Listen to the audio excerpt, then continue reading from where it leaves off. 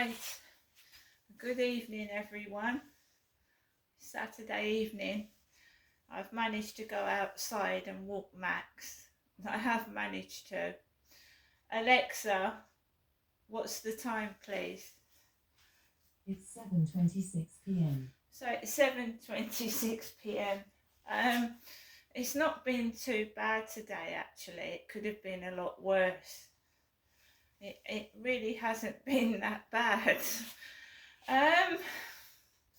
So let's recap. That's what I normally do. I didn't go out to the co-op this morning. I took Max for a walk and it was chaotic to say the least. I rang my mum up because I felt terrible. This morning I did. I felt bloody awful. So I gave my mum a ring and she said she'd ring me back this afternoon, and I haven't had a call from my mum all day because I rang my mum this morning and she said, oh, just hurry up and get home and keep safe. So throughout the day I'd been getting Facebook messages, messages from guys on Facebook. They keep saying they come from Tunisia. And have I been to Tunisia? No, I have not been to Tunisia. I haven't got a passport. The only place I've been to is Ireland. I'd like to go and see Scotland someday. Scotland, that's supposed to be nice up there. I love Southern Ireland. I've been there. It's a really nice place, but I have not been to Tunisia, no. I haven't been to Australia either. That's another place I would have liked to have gone to had I had a passport. Australia.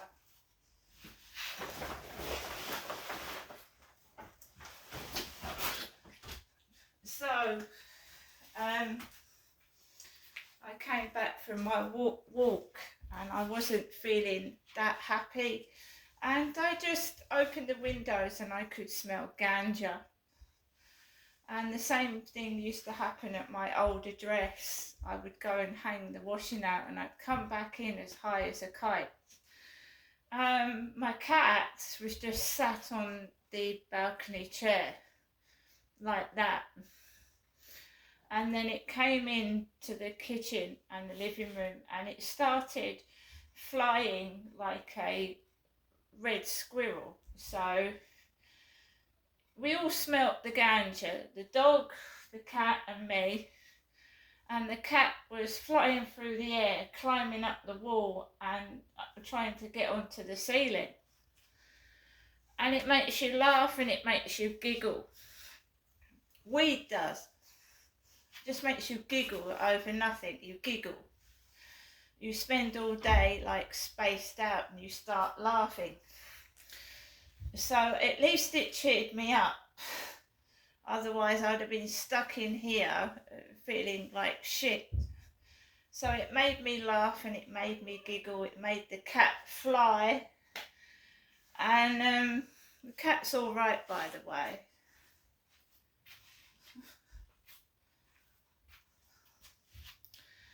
There's nothing you can do. You just have to live with it. Weed, nobody's going to come out for somebody smoking weed. Nobody cares. So basically, you've just got to shut your doors and your windows and keep your pets safe. Because a cat that inhales weed could jump off the balcony. So obviously, I brought the cat in. It was just flying up the wall. I've never seen a cat, I've seen cats climb trees, but not climb up glass windows onto the ceiling. So I cooked myself some chicken korma and I then went out for the second time at lunchtime. I'd had messages off Facebook. I saw that Charlie, one of the Facebook messages, called me dear, and the last time I actually spoke to Charlie, he called me dear. I'm not doing anything about it. I'm obviously noting down when things happen and what's said, but really, I've been writing a diary since 2006, and no one's done anything about anything. They haven't. Nothing. So I don't see the point in even bothering with the police. Absolutely useless. And people creating scenarios where the police, you've got to call a bogus police officer, PC Eiderdown, Underdown, whatever his name was, completely useless. All right, mate. Calling me mate. Like they talk to each other in the co-op. Blokes talking to each other, all right, mate? How you doing, mate? So there's no point. I just have to protect myself, protect my pets, and carry on. Because no one does anything, no one cares. So, when I went out for lunch the second time, there was not one person on that field, not one person. And when you're feeling like shit and it's like you're writing a book, even the boat turned around. I like to videotape boats. Well, this boat was coming that way, and when I came on the field, it turned round and went that way. So I felt bloody awful. I'd seen that horrible bloke with his back turned to me. I didn't want to speak to him anyway, by the way. I'd rather talk to a coal scuttle. At least it doesn't touch me. So I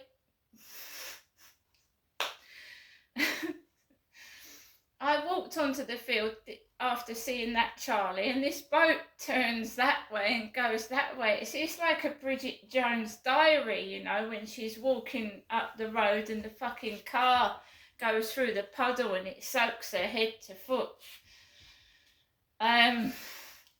So I came back from the field the second time, and I thought, fuck this. These morons think I've got no money, that I'm sat indoors miserable, and I really am upset. And I thought, well, I'm going to go out to the co-op, and I know I'm going to spend more money than I should, but these people need to see that I'm not sat indoors moping over bullshit. I've got a life and I'm going to bloody live it. So I bought myself some flowers, which cheered me up no end. And I got out. And at first it was horrible. But then you think to yourself, well, ignore it.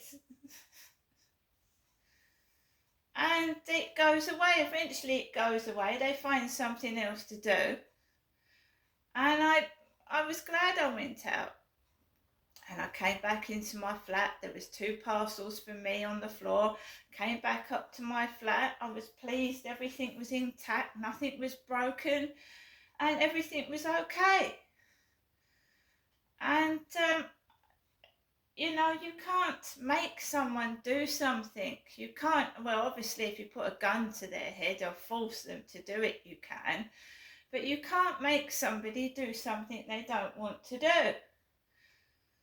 It doesn't work like that.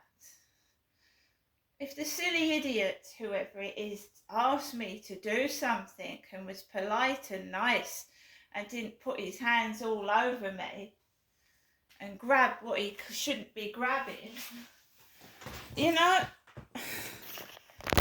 they've got to do it their way, haven't they? They've got to pinch and do things without asking.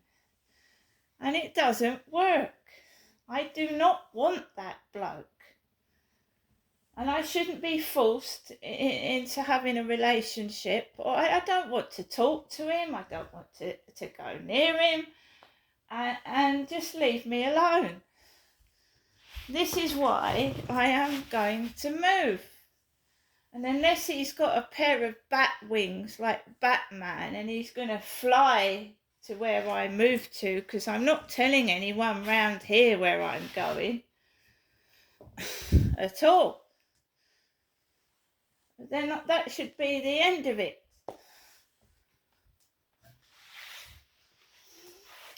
So I have been doing my Polish lessons. I've given up with DVDs because I'm not a tidy person. I never have been. I've never been a tidy person. Fair play to people that can put their DVDs in order and keep their place nice and clean. But I'm messy. I'm disorganized and I can't help it. So I've given up on the DVDs and I'm just watching Netflix on my tablet. And I can watch Halloween on Halloween and I can watch the films on there. I am very messy. My life is not structured. I've gone through chaos and I've had parents that lived a chaotic lifestyle, that didn't clean properly, that just lived in a mess. And children learn from their parents. So I've got a very chaotic lifestyle. So I can't help that. That's something I've gone through as a child and I've witnessed and I've learnt bad behaviour. And I understand that. And it's very hard to untrain yourself from what you've been taught.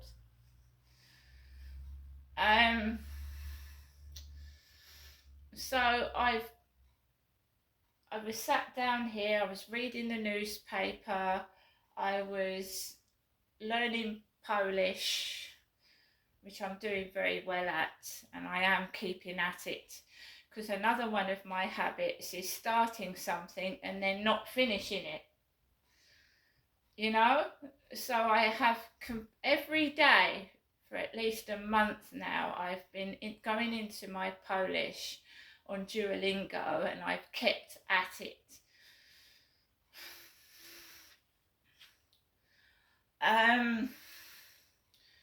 So when it comes to going out at night in the evening, I'm a woman that lives alone. I saw that Charlie this afternoon. It made me feel like shit. That he's obviously still walking around near where I live, pissing me off. That everything you report to the police or you ask for help with, nothing fucking happens. So I don't fucking bother. I just stay clear of him. And it's not him ignoring me. I told him to stay away from me, and he is.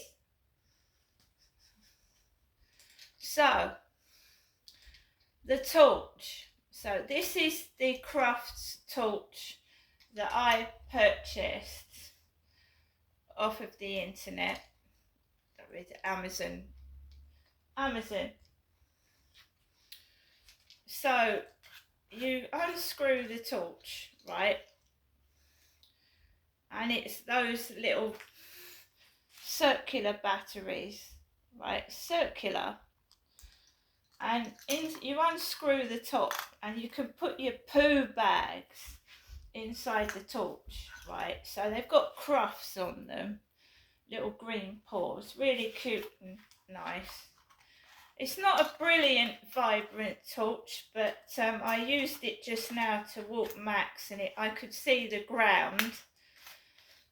So you turn it on, it works. It's not the most brightest torch, but it did its job for me. I mean, if I want a torch that lights up the whole field, then you get what you pay for. So if I pay 20-30 quid for a massive torch that lights up the whole pitch, then so this is just $3.99. It's just gonna light up a bit of the floor beneath my feet, really.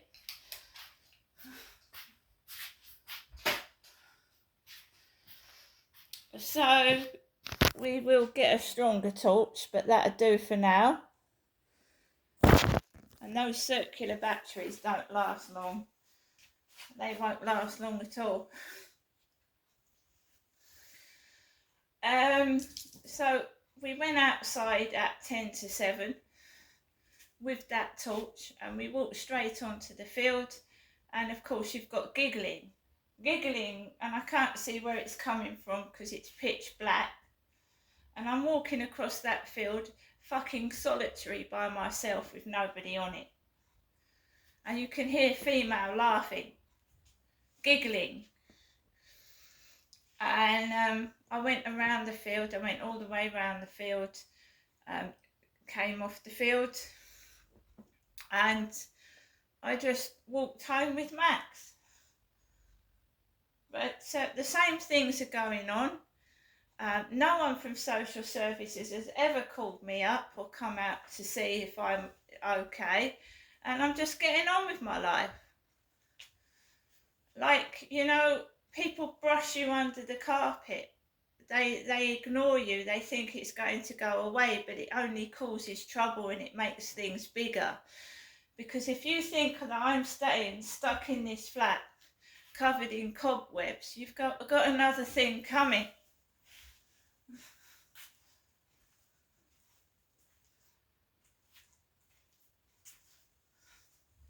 It's all right sending me porn on Facebook, pornography, and it's really, really funny because why are these women giggling, someone sending me pictures of naked men with extremely large cocks,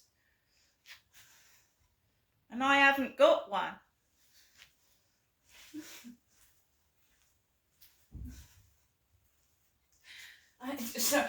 And if that makes people laugh, I'm sorry, but I was born a woman. I am a woman.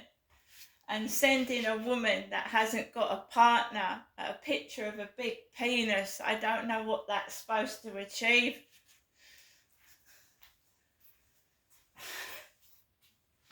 I told you, I think it's a woman that, maybe a bloke's cheating on her or something, or she thinks her bloke has got a tiny penis and she thinks she's sending a bloke a picture of a big large penis. I don't know.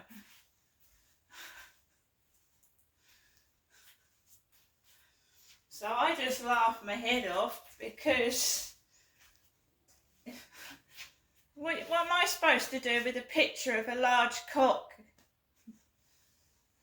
I'm just sat in this flat with a cat and a dog.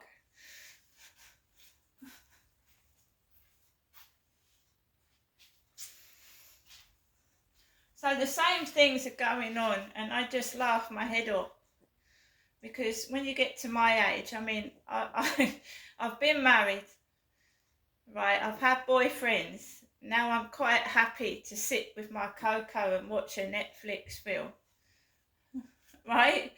It's my mother, that was married to a man for 54 years that hit her, and she never had another relationship with anybody else. So the joke's on you, mate, whoever's doing that crap. I've had plenty of boyfriends. Plenty. So you ain't fucking doing anything to me. The only thing stopping me from going out and getting another boyfriend is that I don't want somebody that mucks me about. That's the only reason. And I'm telling you now, most of the men in my life I've got rid of myself and told them to go away and not come back because they've been absolutely useless. I know what I want, and if I don't get what I want, I don't want it. And it's as simple as that. doesn't make me unhappy and it doesn't make me lonely. I mean, I'd far rather sit in my flat and do what I want to do than some nutcase on drugs and alcohol comes into my flat and starts tipping it upside down and telling me what to do.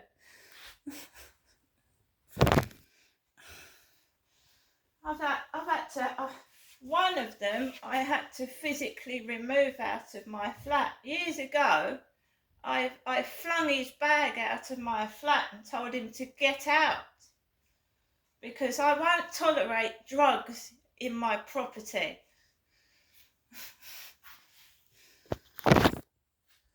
You can do what you like outside in the street, on the bench and round the corner, but not in my flat. See you later.